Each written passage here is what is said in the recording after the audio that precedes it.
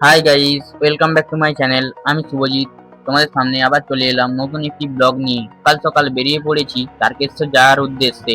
তাই আমাদের এখানে ভোলানাথকে স্মরণ করে আমরা তিনজন মিলে তারকেশ্বর যাওয়ার উদ্দেশ্যে বেরিয়ে পড়লাম। পরে আমরা সোজা চামচক স্টেশন থেকে হাওড়া স্টেশন পৌঁছে যাব। আমরা সবাই ট্রেনে চেপে গিয়েছি। ট্রেনে অতটা ভিড় ছিল না, তাই আমরা সিটও পেয়ে গিয়েছিলাম। আমরা শেষ পর্যন্ত হাওড়া স্টেশন চলে এলাম।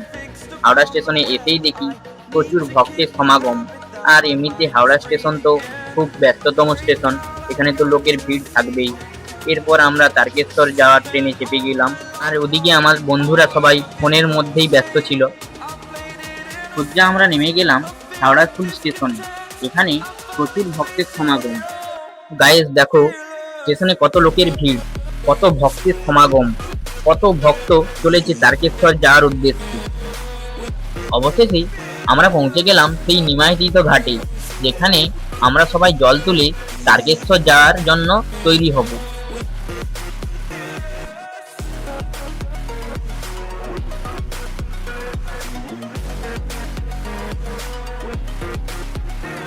আর এই ঘাটে এসে দেখি প্রচুর ভক্তের সমাগম, যেখানে শুধু শোনা যাচ্ছে হর হর মহাদেব ধ্বনি।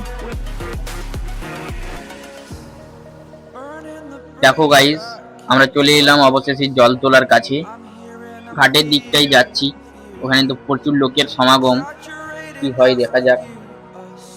এরপর আমরা সবাই মিলে ঘাট থেকে জল তুলে নিলাম।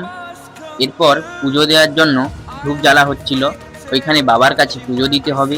তারপর আমরা সোজা বেরিয়ে যাব তারকেশ্বরের দিকে। প্রায় 42 কিলোমিটার হাঁটতে হবে আমাদের।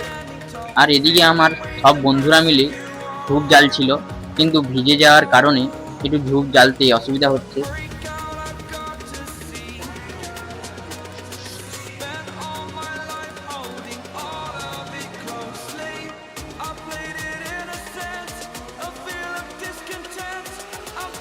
অবশেষে আমরা সবাই মিলে ধূপটা জ্বেলেই ফেললাম।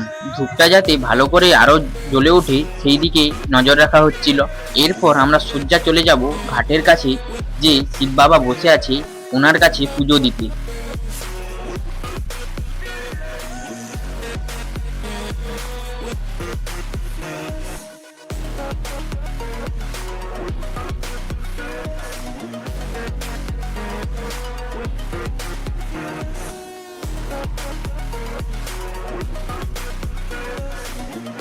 আমরা ওখানে পুজো শেষ করে নিমাইতীর্থ ঘাট থেকে আমরা সোজা বেরিয়ে চললাম তারকেশ্বরের দিকে।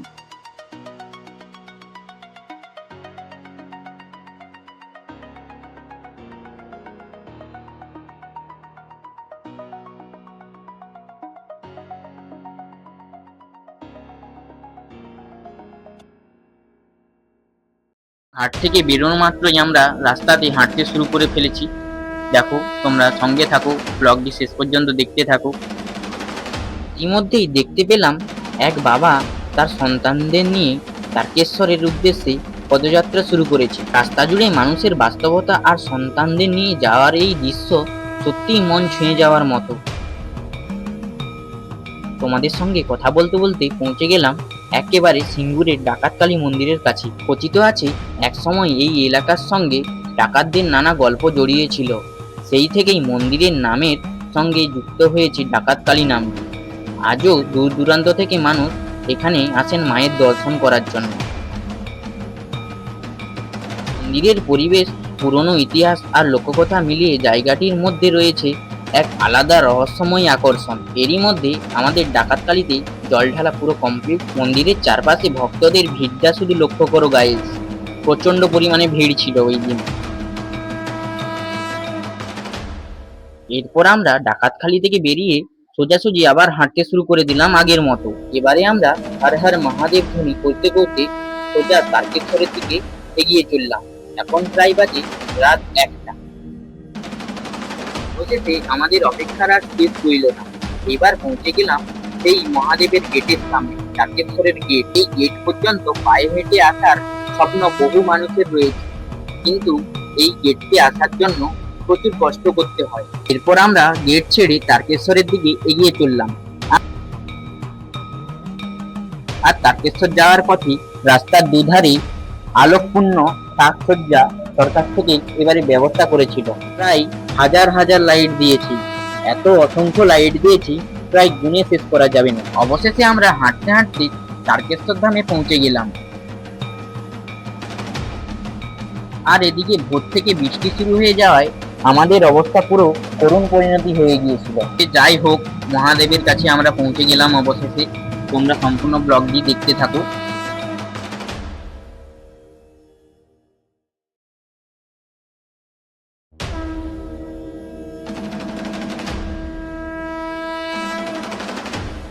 হর হর মহাদেব মহাকাল। আর আমার ব্লগটি যদি তোমাদের ভালো লেগে থাকে তাহলে অবশ্যই লাইক, শেয়ার, কমেন্ট ও চ্যানেলটিকে সাবস্ক্রাইব করতে ভুলো না যেন। দেখা হচ্ছে নেক্সট কোনো ভালো ব্লগ ভিডিওতে।